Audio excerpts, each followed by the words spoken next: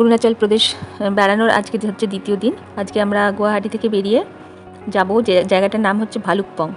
সকালবেলায় সবাই উঠে পড়ে আমরা খুব 8টার মধ্যে তিনজনই রেডি হয়ে গেছিলাম। চা পেতে একটু দেরি হয়েছিল এখানে, তারপরে গাড়িরও একটু সমস্যা হয়েছিল, তো গাড়িটা আসতে দেরি করেছে।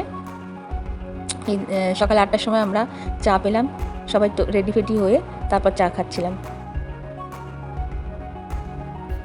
এটা সকালে ওঠার পরপরই আমি বাইরের দিকে ছবি তুলেছিলাম। বাইরেটা পুরো মনে হচ্ছে বৃষ্টি হয়েছে, আর ভেতরে যেহেতু এসি চলছিল কাঁচটা একদম ভিজে ভিজে দেখাচ্ছে, পুরো হেজি হয়ে আছে। যাই হোক, এবার আমরা রুম থেকে বেরোচ্ছি। 3তলার রুম এটা, এই হোটেলটা লিফট নেই, সবে তৈরি হচ্ছে বোধহয়, তো হেঁটেই নামতে হবে নিচে।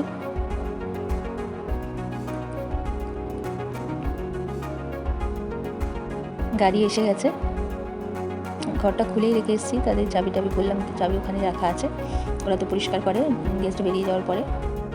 হোটেলটা বেশ ভালোই ছিল, খারাপ ছিল না। গাড়ি এসে গেছে, ড্রাইভার দাঁড়িয়ে আছে। এবার আমরা গাড়িতে চড়ে যাব হচ্ছে অরুণাচল প্রদেশে। আজকে ঢুকবো। আসল যেটা ট্যুর করছি আমরা সেই স্টেটে এখনো ঢুকিয়ে নি, এখন আমরা আসামেই রয়েছি। অনেকটা রাস্তা, 262 কিলোমিটার রাস্তা আজকে যেতে হবে। দেখা যাক কতক্ষণ লাগে। আমাদের যাত্রা শুরু হয়ে গেল,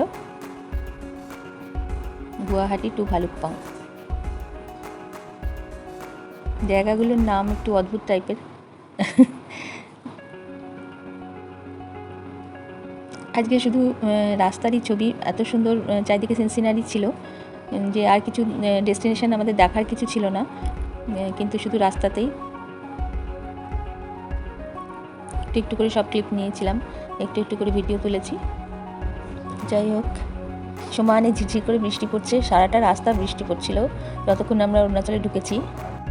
খানিকক্ষণ পর জলখাবার খেতে এক জায়গায় একটা রেস্টুরেন্টে ঢোকা হলো। আমাদের ড্রাইভার ছিলেন, উনি নিয়ে গেলেন শর্মা আহার জায়গাটার নাম। বেশ ভালোই খেলাম, সব রকমই এখানে ছিল। মানে স্ন্যাক্স ছিল, মিষ্টি ছিল, পাউরুটি ছিল, সবই ছিল। আর যে যা খাবে, রুটি পরোটা সব রকম পাওয়া যায় এখানে। তো আমরা অর্ডার করেছিলাম প্লেন তাওয়া রুটি, তরকা, ডালের তরকা, আর তার সাথে যে স্যালাড দেয় সেটুকু। খাবারের টেস্টও ভালো ছিল, আর টাটকা টাটকা গরম গরম রুটি ভালোই লাগলো খিদের পেটে।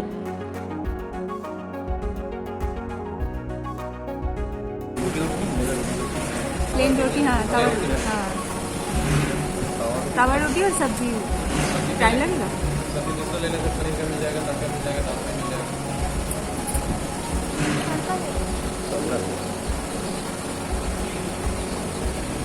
तड़का नहीं,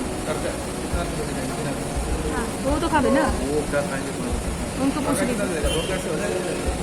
हाँ हाँ आराम से। कितना बड़ा प्लेट होगा?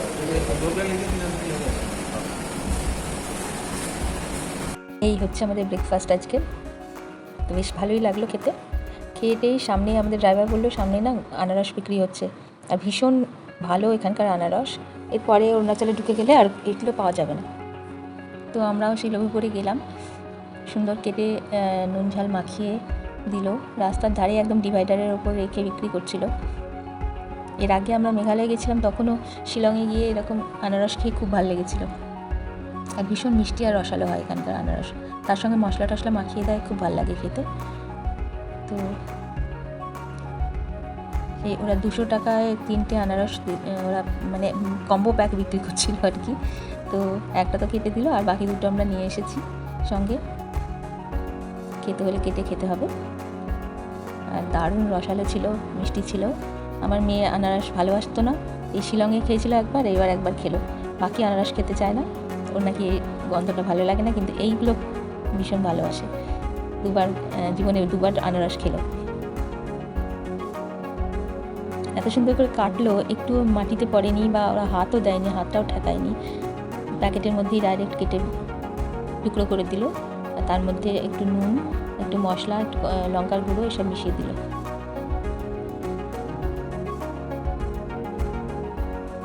এরা বাংলা বুঝে, কথাও বললো বাংলাতে, আসামেরই লোক। আমাদের ড্রাইভার অবশ্য বাঙালি, মানে এদিককার আসামের শিলচরের দিকের বাঙালি আর কি, না বাঙালি।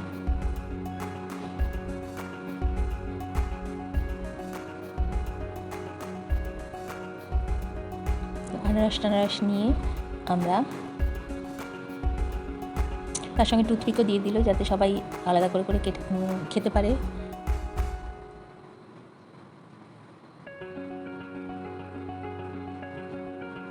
মেয়ে খেতে খাচ্ছিল, দারুণ খেতে। আমিও খেলাম, খেয়ে দেখলাম অসাধারণ লাগলো, ভীষণ মিষ্টি আর রসে টইটুম্বুর, কথা বলতে পারছিলাম না খেতে খেতে। যাই হোক, আনারস খাওয়া শেষ হলো। এবার যেহেতু জলখাবার খেয়ে আমরা ওখানে চা খাইনি, সেহেতু একটা ছোট্ট মতো চায়ের স্টল ছিল একটা গাছের নিচে, সেখানেই আবার চা খাওয়ার জন্য দাঁড়ালাম। আমাদের বৃষ্টি পড়ছিল যেহেতু, সেহেতু আমরা নামিনি, আমাদের চাটা গাড়িতেই দিয়ে গেছিলো। চাটা খেয়ে আবার আমাদের যাত্রা শুরু হলো। বৃষ্টিটা সমানে পড়ে যাচ্ছিল।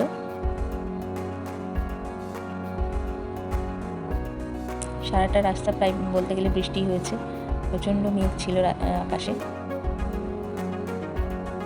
এই জায়গাটায় শুকনো লাগছে, হয়তো বৃষ্টি পড়েনি মাঝে। আমাদের কাছে দেখুন বৃষ্টির জলে একেবারে ভর্তি। যাই হোক,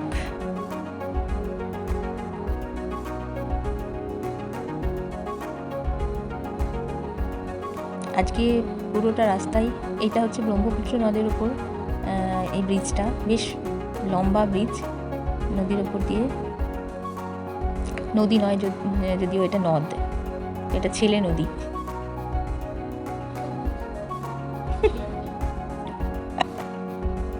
এটা অনেকেই জানে না। অজয় নদ, ব্রহ্মপুত্র নদ, দামোদর নদ। আচ্ছা, বেশ সুন্দর পরিবেশের মধ্যে দিয়ে আসছিলাম, জঙ্গল, পাহাড়, তারপরে আবার তেজপুর যেহেতু সিটি, সেখানে আবার সেই খোঁড়াখুঁড়ি। এখানকার বাড়িগুলোর বেশিরভাগই উপরের ছাউনিগুলো কিসের মতো বলবো, কটেজ টাইপের, মানে হ্যাঁ, মানে ফ্ল্যাট ছাদ যেরকম আমাদের হয় সেরকম নয়, মনে হয় বেশি বৃষ্টি হয় এদিকে, তাই জন্য হয়তো এরকমভাবে তৈরি করা। প্রায় 80% বাড়িরই আমি দেখলাম ওরকমই ছাদ, যেমন অ্যাসবেস্টস টিনের কটের মতন করা থাকে না, কটেজের যেরকম থাকে মাথাটা। বড় বড় বিল্ডিংগুলো ছাড়া সব বাড়িগুলো ওই ধরনের। আর সারাটা রাস্তা শুধু জঙ্গল। এটা হচ্ছে শিব ফরেস্টটা, টাইগার রিজার্ভ। এটা বিরাট লম্বা একটা রিজার্ভ ফরেস্ট, দুদিকেই আছে জঙ্গল। নামেরই টাইগার রিজার্ভ ফরেস্ট এটার নাম, কিন্তু টাইগারের দেখা পাওয়া যায় না অত সহজে। আর প্রচুর সুপুরি গাছ, পুরো রাস্তাটাতে এত সুপুরি গাছ। ওই সুপুরি গাছগুলো লম্বা লম্বা খাড়া খাড়া দাঁড়িয়ে আছে, আকাশের মাঝখান দিয়ে ওইটা দেখা যাচ্ছে। ওইটাই যেন এই সৌন্দর্যটাকে আরও বাড়িয়ে দিয়েছে। এর আগেও শিলং গিয়েছিলাম, তখনও দেখেছিলাম প্রচুর সুপুরি গাছ। তো পেছনে দেখুন পাহাড়ের সারি শুরু হয়ে গেছে, আমরা অরুণাচলের কাছাকাছি চলে এসেছি। নদী, পাহাড়, খুব সুন্দর জায়গাটা। অরুণাচল প্রদেশে ঢুকতে গেলে একটা ফর্মালিটি করতে হয়, একটা ডকুমেন্ট বানাতে হয় অরুণাচলে ঢুকতে গেলে, ইনার লাইন পারমিট, যেটাকে ILP বলে। সেটা দুরকমভাবে বানানো যায়। এখানে এসে মানে বর্ডারে ঢোকার আগে পুলিশ আটকাবে, ওখানে দাঁড় করাবে। সেখানে যখন চেকিং হবে তখনও করানো যেতে পারে, আবার অনলাইনও করা যায়। তো অনলাইনে করাটাই বেশি সুবিধে, কারণ এখানে দাঁড়িয়ে করতে গেলে অনেকটাই টাইম লাগবে। আমরাও অনলাইনে ওটা পারমিটটা করিয়ে নিয়ে এসেছিলাম। তো পার হেড 500 টাকা করে লাগে, সেটাও দিনের উপর নির্ভর করে। মানে 14 দিনের মধ্যে হলে, আপনি অরুণাচলে কদিন থাকবেন, এটা 14 দিনের মধ্যে হলে 500 টাকা করে পার হেড লাগবে, আর তার বেশি হলে হয়তো আরও বেশি লাগে। এবার একটু রোদ্দুরের রোদ দেখা গেছে। অরুণাচলের কাছাকাছি চলে এসেছি আমরা। এবার ওই চেকিংটা আসবে, মানে বর্ডারে আসাম আর অরুণাচলের বর্ডার যেটা। এই যে এবার পারমিটটা দেখার জন্য পুলিশ দাঁড় করালো গাড়ি। কিছুই না, এটা শুধু দেখাতে হয় এর মধ্যে কজন আমরা যাচ্ছি, কদিনের জন্য যাচ্ছি, সমস্ত কিছু এই ডিটেল এতে ফর্মটাতে ভরা থাকে। একজন পারমিটটা দেখলেন, কিন্তু আরেকজন বললেন যে একটু পাশে দাঁড়াতে। সেও আরেকবার দেখলো পুরো ডিটেল। আর ড্রাইভারকে গাড়ির পারমিটটা ড্রাইভারকে করাতে হবে। তো ড্রাইভার অন্যদিকে গিয়ে গাড়ি পারমিটটাও করিয়ে আনলো। তো এই পারমিশনটুকু নিতে হয়, যেহেতু এটা চীনের বর্ডারের কাছাকাছি চলে যাচ্ছে, সেই জন্য অরুণাচল প্রদেশ ভারতে থাকা সত্ত্বেও, ভারতবর্ষে হওয়া সত্ত্বেও এই পারমিটটা নিতে হবে। কেউ যদি বেড়াতে আসেন এটা অবশ্যই জেনে রাখুন যে এটাতে একটা পারমিশন নিতে হয়। তো যাই হোক, আমরা ম্যাপ দেখতে দেখতে আসছিলাম। আমাদের হোটেলে আগে থেকেই বুক করা ছিল। তো সেই বুকিংটা যে হোটেলে ছিল, এটা যেহেতু পাহাড়ি জায়গা, এটা আমরা মেঘালয়েও দেখেছি পাহাড়ের ওপরে কীভাবে হোটেলগুলো বানানো থাকে। তো রাস্তার ধারে এটাকে খুঁজে পাওয়া যাচ্ছে না। আমরা ম্যাপটার পজিশনে চলে এসেছি, কিন্তু রাস্তাটা ঘুরে ঘুরে গেছে। তো অন্যদিকে আবার ঘুরে যেতে হলো আমাদের। চারিদিকে পুরো শুধু বাঁশ গাছেরও সারি, সব গায়ে গায়ে হয়ে থাকে ছোটো ছোটো বাঁশ গাছের সারি। তো ড্রাইভার আবার গাড়ি ঘুরিয়ে আমাদের হোটেলের কাছাকাছি নিয়ে এলো।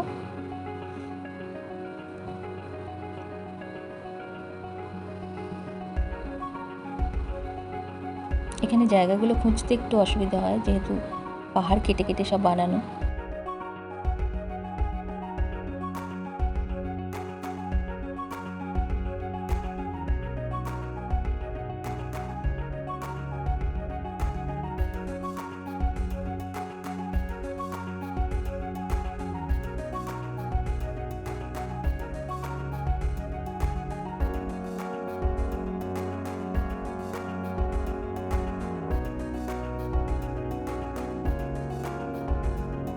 ওই দূরের বিল্ডিংটা মনে হচ্ছে আমাদের হোটেলটা। ব্যাস, এই এসে গেছি আমরা হোটেলে। আমাদের হোটেলের নাম হচ্ছে মণ্ডল গ্যাং। এখানে বলেছিলাম নামগুলো একটু অদ্ভুত ধরনের। হোটেলের চারিদিকের সিনারি দেখে তো আমরা আনন্দে আপ্লুত হয়ে গেলাম। এত সুন্দর, সামনে নদী বইছে, সামনে রাস্তাটাও নিচে দেখা যাচ্ছে, এত সুন্দর জায়গাটা। তো আমি আর মেয়ে হাসতে হাসতে যাচ্ছি, এত ভালো লেগেছে জায়গাটা, খুব সুন্দর জায়গা হোটেলটা। যাই হোক, আর খানিক্ষণ পরে তো সন্ধে হয়ে যাবে, বেশিক্ষণ দেখা যাবে না এই সিনারি। তো আমি ঢোকার আগেই আমি এদিকে ভিডিও করতে করতে যাচ্ছিলাম। ঘরে ঢোকার ইচ্ছে করছিল না, ঘরে ঢুকতে। খানিকটা করলাম, করে তারপর আমরা ভেতরে ঢুকলাম। আগে থেকে যেহেতু বুক করা ছিল, সেই তো অসুবিধা হয়নি রুম পেতে।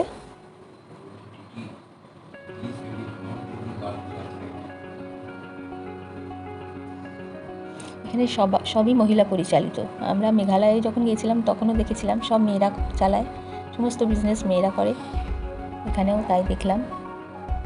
এমনকি রুম সার্ভিসগুলোও মেয়েরাই করছে, রুমে মেয়েরাই দিয়ে যাচ্ছে সমস্ত খাবার দাবার। যাই হোক, হোটেলটাও খুব সুন্দর, খারাপ না। 3 তলায় আমাদের রুমটা, 118 নম্বর ঘরে আমরা ঢুকছিলাম। বেশ বড় রুমটা,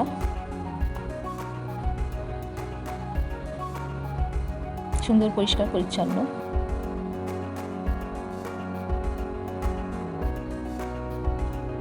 এসির দরকারই পড়ছে না, মানে শুধু ফ্যানেই, এখানে ফুল স্পিডে ফ্যান চালিয়ে ঠান্ডা লাগছে আপাতত। যাই হোক, আমরা রুমে এসে পৌঁছলাম, রুমটাও দেখা হলো পুরোটা। রুমের বাথরুম সব খুব সুন্দর।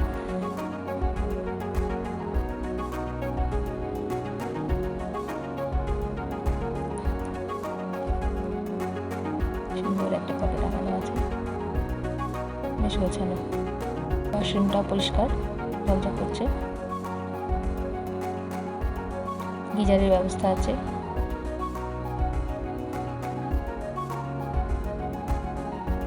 বাইরে বেরিয়ে আবার কয়েকটা স্টিল ফটো তুলেছিলাম, সেগুলো দিয়ে দিলাম এখানে। সারা দুপুর আমরা আর কিছু খাইনি। এখানে পৌঁছতে, হোটেলে পৌঁছতে 7 ঘন্টা আমাদের প্রায় লাগলো। সেই সকালে জলখাবার খেয়েছিলাম, তারপর আর কিছু খাওয়া হয়নি। তাই হোটেলে এসে একটু স্ন্যাক্সের অর্ডার করা হলো।